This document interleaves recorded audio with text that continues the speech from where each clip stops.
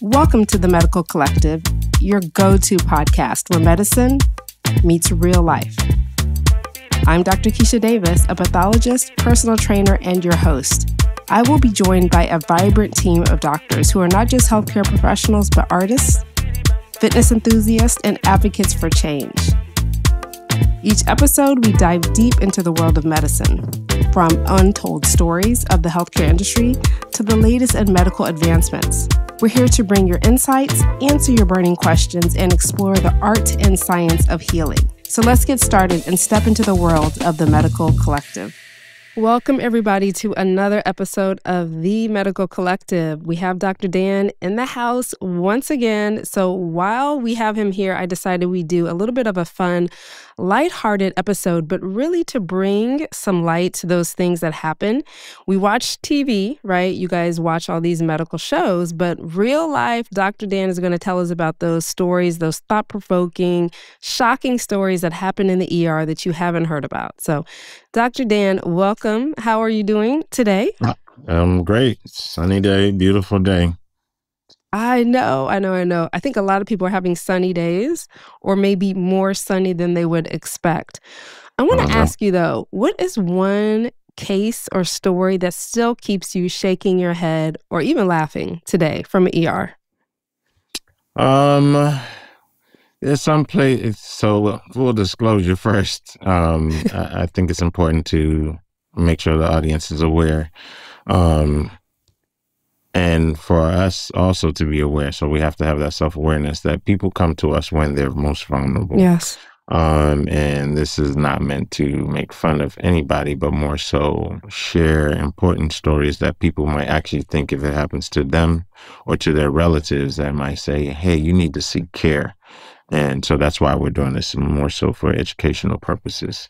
So I think that's important to first say. And then understanding. So we don't tend to laugh at patients, but I do crack jokes with patients and we laugh together. That's good.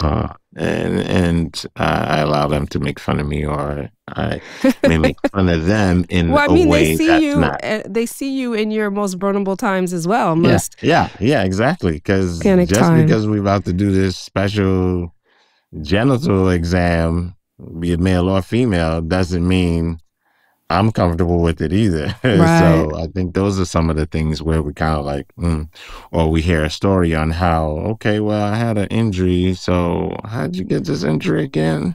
Yeah. And then you go into the whole history about how this injury happened. And then you kind of like, and you can hear the crickets in the background, the music go, ooh.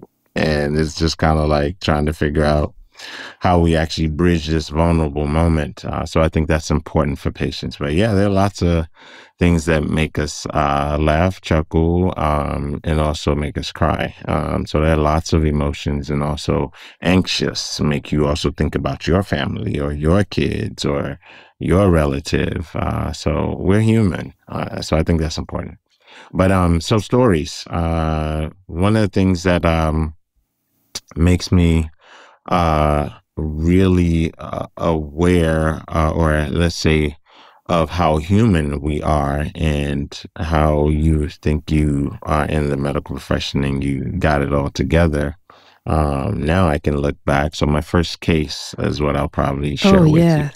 My first case on the job as a new intern, wet behind the ears, got out there at Howard, actually, HU. I mention it because it was a great place to learn and to see patients. So it was a patient who came in with a seizure. Mind you, yes, I understand the book knowledge and got all that, but this is intern year, first day on the job, and I know my shit, and I'm like, yeah, I'm in here, I got this. It takes that first case to humble us, right? Yeah, it's that first case. It's the first humbling case. So it came in, and the mother's like, my child seizure, help me. I'm like, all right, we got this. And literally I froze. Wow. I was kind of like, what am I going to do? And so I'm looking at them, one of the nurses, wonderful A nurse, Miss Quabna. I remember her very well. Older lady, and she reminds me of my mom because my mom was also a nurse. So, and my mom always Oh, told me, make sure you take care of the nurses, treat them right. They will take care of you through the whole process. And even then, you were just raised to be nice to people and be respectful to your elders. Anyway, so she's like, "So what you gonna do, Doc?" I was like, "Stop the seizure." She's like, "Hey, that's good. That's good. What are we gonna do?" I said, "I guess we need to give some medicine." She's like, "Okay, so how you gonna give the medicine?" oh boy. I said, we can give it in the mouth or put it in the IV." She's like, "Okay, well, he's seizing, so you probably don't want to put it in his mouth." Okay, I'm like, "Yeah, we'll put it in the IV." So we start, she's looking for an IV, I'm looking, another person's looking. I didn't get the IV. Of course, she got it. She got the line in. She's like, "Okay, what you want to order?" So here I'm flipping through the book while Oh, this no, child not the is sneezing. book. The mother's like, "Help me. What kind of doctor are you?" Like, does this person know what he's doing? Kind of, and I'm like, "I know what I'm doing. I'm just trying to look up the right med because I don't want to give the child the wrong medication." So we put in the right dose. We had to get the weight because in children, you have to have a weight. For an adult, I could have given them a dose off the top of my head. It wouldn't have mattered because we know how much we would typically give. But for children, it's a little bit different. So anyway, we get the weight on the child, and I prescribe the medicine. We give it. The seizure stops. But mind you, all this time, the kid was frothing out the mouth, having some Oh no. difficulty breathing. So I knew we need to take care of the airways. So we got some suctioning going on because I didn't get the IV. So I'm like, okay, I'm just going to suction. So we suctioned, got all the secretions out, turned the head to the side, so if there are any other excessive secretions, had the child on the monitor, everything else was looking fine. The oxygen was good and breathing was fine, but the kid was just seizing, but the kid had a fever.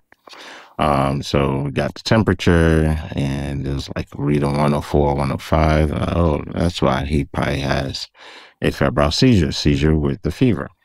Um, so after the medication, the kid stopped seizing. Then I ordered some Tylenol rectally, and we gave that in addition, and did some lab work and all that. I remember it was a viral syndrome. The kid did fine. He played actually afterwards, had a popsicle. Mom was so thankful. She was happy. She was happy to see a brother as a doctor. She's like, "That's my baby. It seemed like Oh. you saved my baby." I said, "Yeah." I said, "But I'm not gonna lie." I said, "I was scared too." I said, "This is my first day, but we got this right." And we have some wonderful people here that are helping me as I make these decisions. So that was the first day. Very humbling because I was like, I didn't think the kid was going to die, but it still was one of those things where you're like, okay, I'm the one that has to make the decision. This is the decision of life or death. And you're giving the medicine, you're doing this. Do you know what you're doing? You might have book knowledge, but there's nothing like when real life occurs, or as Mike Tyson says, all that plan goes out the door when you get punched in the face. So Yeah. that's one of those things. So that was a humbling experience. Other cases, kind of gross cases, patients who came in also vulnerable but was homeless, who came in and had lice all over the body. So that was Oh. a challenge.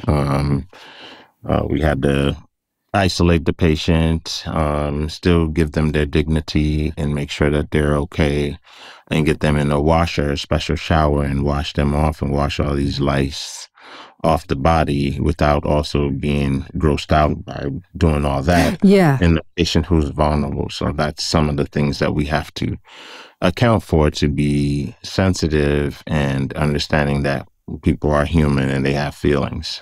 So that's what I had to teach my resident that day. Like, I'm going to puke. Like, you're not going to puke. You're going to hold it in. And if you need to go do that and come back, wear your mask and focus on what you're doing. This is what you signed up for. If you can't do this job, you're not going to be able to do other things. So I think that's something. Wasn't too bad. We washed the patient off, gave some antibiotics for some of the cuts. It was a homeless patient who needed care but was reeking of alcohol and urine and other things. So that was also humbling to see the other extreme of it, and also our compassion.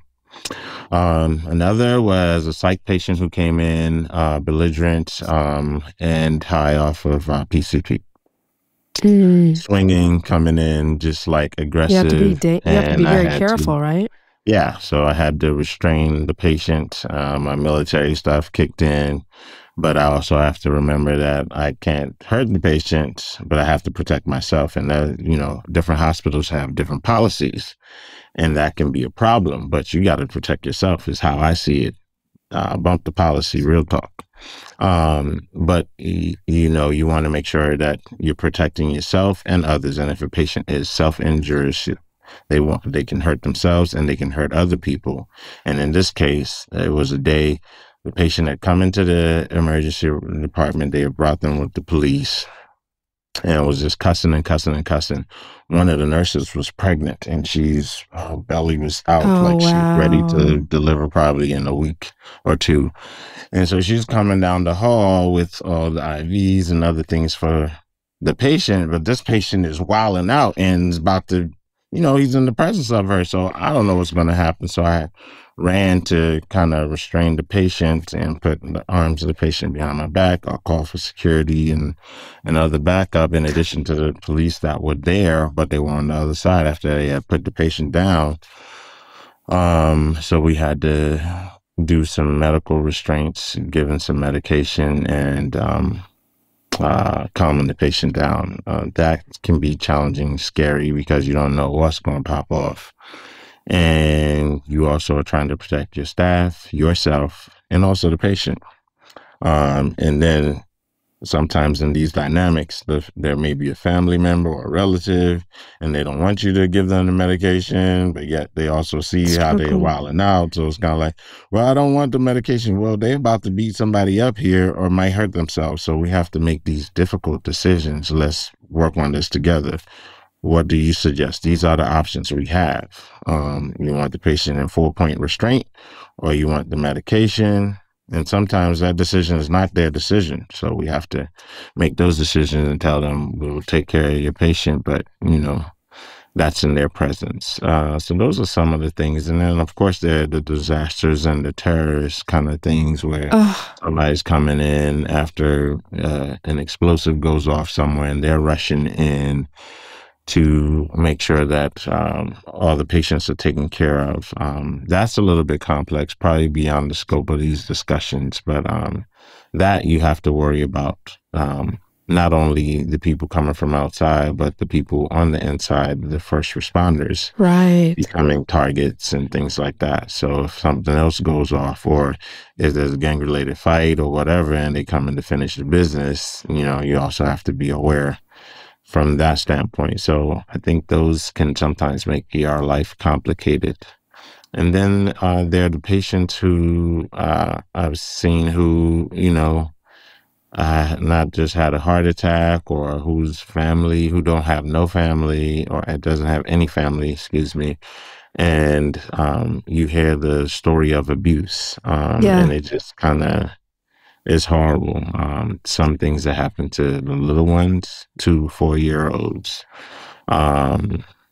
young little kids who become accidental, non-accidental trauma, 2-month-old, 3-month-old, that a family that the boyfriend decided to throw the baby against the wall, or that the baby mother is covering for the boyfriend, not prioritizing her child, or the scenarios where a teen or an adult got assaulted at a bus stop. I mean, there's so many different stories, or within the family.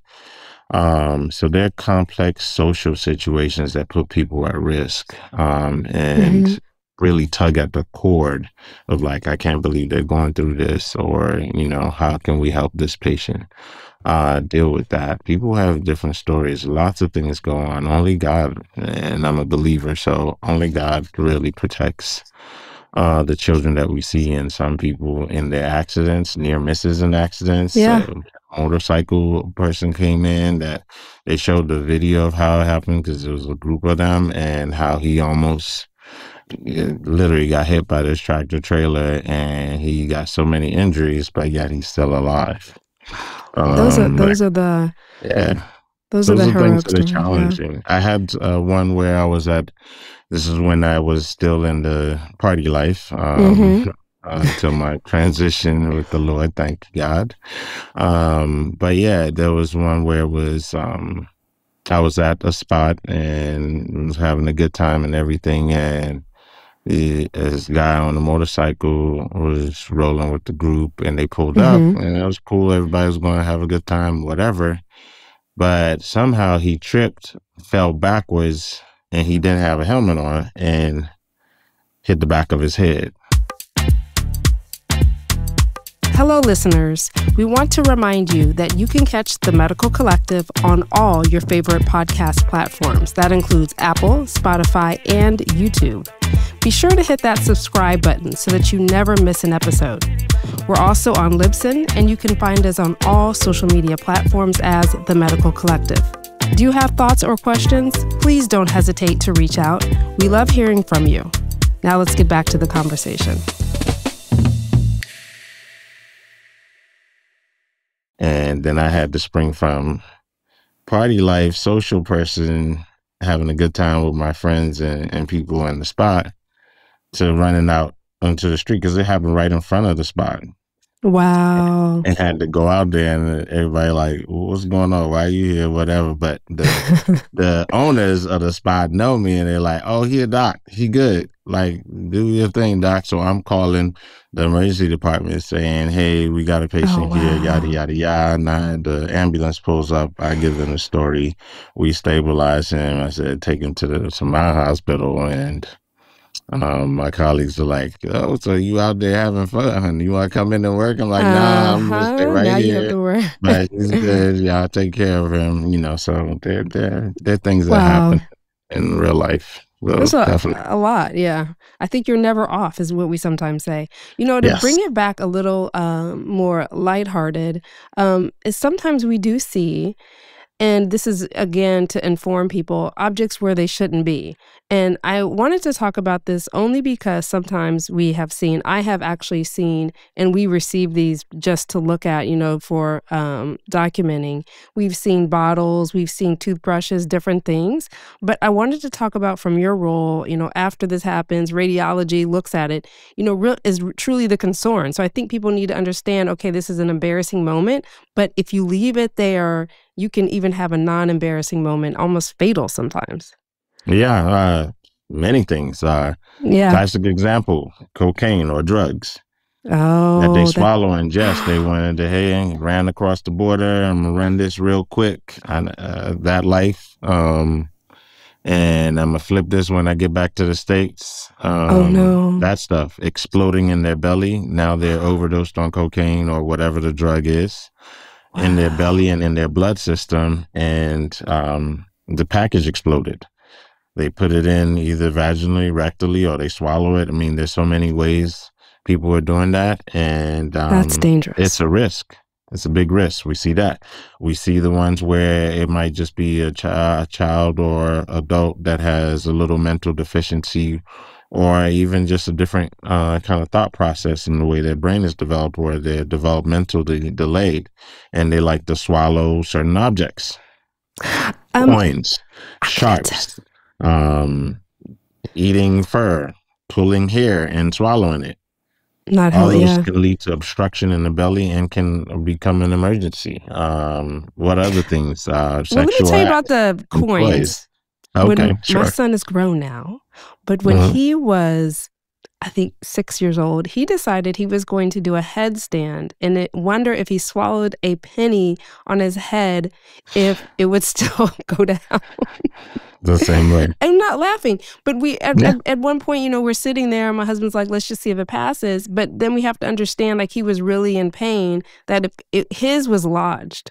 So we had to call in the ER, and literally in the ER, they had to pop it out because it was sitting there. It was not going anywhere. Yeah. So they're different. Yeah, it happens. And we can smile and chuckle about it on the backside now that we Yeah, know everything's it okay. But wasn't at funny that then. moment, it's not funny. It's very scary. Yeah, I've had some where the coin is large, or the classic story is the 4-year-old and the 2-year-old. The 4-year-old or the 2-year-old is actually usually a little bit lower. It's like a 3-year-old, and then there's a 10-month-old to a 15-month-old. So it's like 2 years difference, but one can actually get all the stuff, and the other one just feeds it to the other sibling. So Oh this kid's my coughing, good. coughing, coughing, coughing, and the mom's like, I don't know why it's coughing, coughing, coughing, coughing. Thank God the kid wasn't turning blue. The kid was coughing, coughing, coughing. They came in, and I'm like, this is a little sibling, and this little one over here looks like he's a little mischievous. Oh my we goodness. found the coin that was swallowed, and the kid it just hadn't gone down, but the sibling likely fed it to the 11, 10-month-old at the time. So And I'm we sure see you'll those see. things. We see the sexual object stuff. They Yeah. come in and something's stuck, and they're like, "Well, how did it get there?" Not judging. I'm just Not saying judging, but how. it's, yeah. Just tell me how I got there. I'm not in your business like that, and I'm embarrassed just as much as you are. But let's know what it is so we can get you to the OR. Animals, objects, sharps. I mean, there's so Yeah. many different things in different places. And Lots it of can be holes and dangerous. Yeah. orifices that people put things in, not only becoming infected, but just lodging and leading to death, or it can be a bad infection. So yeah, people should be careful what they explore Yeah. with. Especially the rectum, right? You mentioned perforation, which has Yeah, been seen, and that can be devastating. So yeah, yeah. everybody be aware and be careful. My son, too, did the thing in the nose, a sponge, and Mhm, mhm. the signs and symptoms were literally, I was like, why is he draining from one side? And it just didn't look right. And sure enough, there was a Yeah, sponge way up there. Don't try it sometimes at home, because what happened was the more we tried, the more further up it was you guys going. where it goes. Yeah. So, and some of these are age appropriate. They're just exploring. They're Yeah. like, I got a hole, He so let's see explored. what goes next. So kids explore appropriately at some certain ages, or some certain things are not exploring behavior, and also can be forms of abuse. And we pick up some cases of abuse that way, because where did you learn that? So we kind of ask those questions. So there are lots of crazy Lots of, cases. right?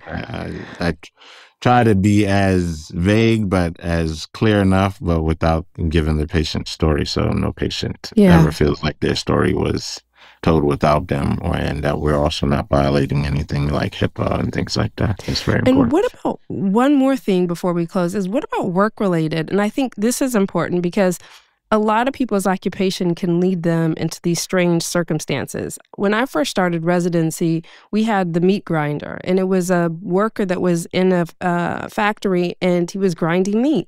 Hmm. And we had to receive, they could not get his arm off. They could not get his arm free. So we Yeah, have the grinder with the hand still yeah, to this yeah. day. Those Do you are have any those stories are like that?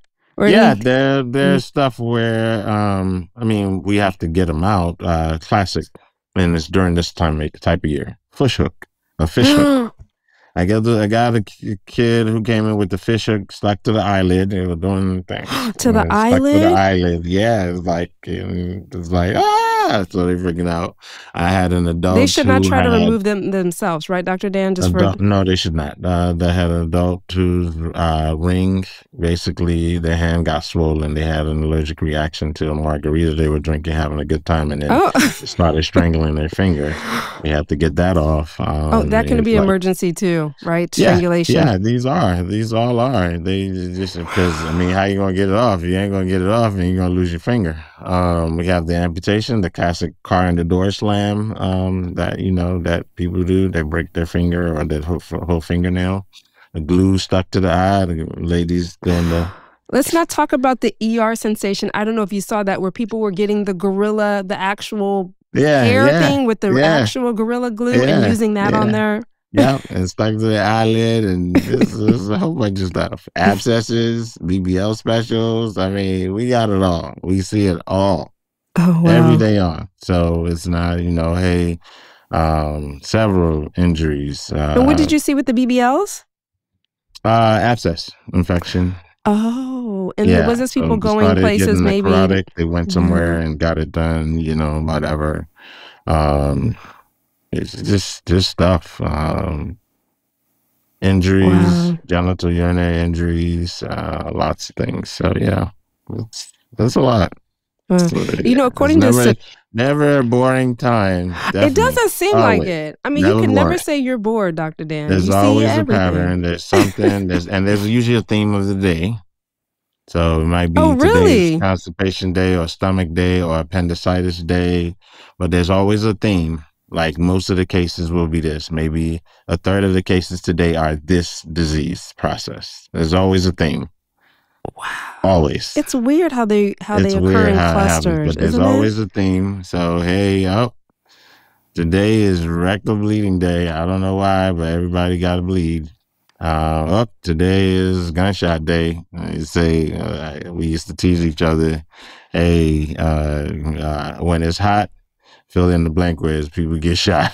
So, Oh, just yeah. yeah, Tensions do rise in times of tensions heat. do We do see rise. that. We do see that. Also, end of the month when the full moon is out. I mean, if you're into all that, yep, we do see the stuff go crazy in the emergency department. So yeah, you try to figure out those things. There's a science to it all. It's I very believe interesting it. and fascinating about how things go down. And just to remind you all, even a non-urgent visit, until you go, will you know if it's something that's urgent. And Dr. Dan is basically explained that. According to the Journal of Emergency Medicine, 1 in 20 ER visits that are labeled as non-urgent end up requiring further patient care, as the stories that he's told. And almost 13% of ER visits in the United States are due to foreign bodies or external injuries. So stay safe. Mm-hmm. Stay safe, right? Mm-hmm. Any final thoughts, Dr. Dan?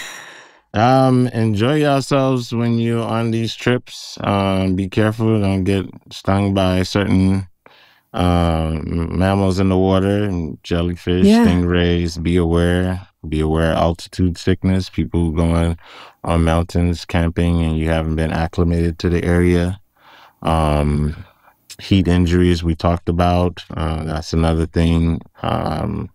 For those who get injuries, especially cuts and things from outside, make sure your tetanus is up to date. We don't want you having tetanus. We see animal bites, lots of animal bites this time of year, and injuries, drownings, near drownings. Yeah, those are some of the highlights I would say that are things people should be aware of. But I mean, when you have any doubt, seek medical advice and seek And don't medical be care. afraid, right? Yeah, go get help. I mean, you ask the question. I'm not saying go to the emergency all the time, but call your doctor if you got your doctor find out. But if it's something where you don't have access, yeah, call and go see the emergency or doctor or whoever so you can get care. It is important.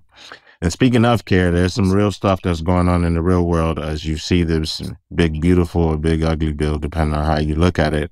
And I'm just going to put in the political piece in here. I wouldn't be me if I didn't talk about the real stuff that's going on where, a lot of people from Medicaid are going to get cut and people won't have access to care. That's a travesty. And people need to figure out how they're making the next set of moves and how people can help each other out, figure out who can get you coverage and how you can get coverage as this thing seems to be rolling with steam. But more to come on that. I'm sure we'll have a session where we talk about the cuts and who's it impacting everything, food stamps, car ABT cards, all the things that, people depend on to get a leg up. So we got to talk about that too.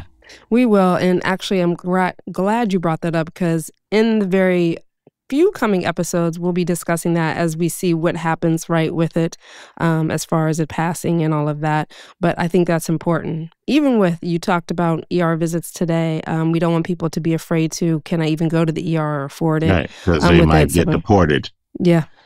Right. So we will be discussing all of that soon. Yeah, I'm with you. I'm with you. That definitely will need some of our other co-hosts. That's going to be a good conversation. Also, one I wanted to talk about was biological weapons, Dr. Dan. And we will be doing that soon because I think that's important. Okay. Amidst everything else, if we're not prepared, if we're not believing in immunizations, we are really an open target for many things as far as biological weapons. And that can unalive more people than any missile or bomb can do for now. Yep. All right. Thank you, Dr. Dan, and thank you, everybody, for listening. Y'all enjoy. My pleasure. Take care. Take care. Thank you for tuning in to the Medical Collective. We hope today's episode has left you with valuable insights and a new perspective on healthcare. Don't forget, follow us on social media for more updates and behind-the-scenes content. I'm Dr. Keisha Davis, and it's been a pleasure to share this time with you. Stay healthy, stay informed, and we'll see you in the next episode, where medicine continues to meet real life.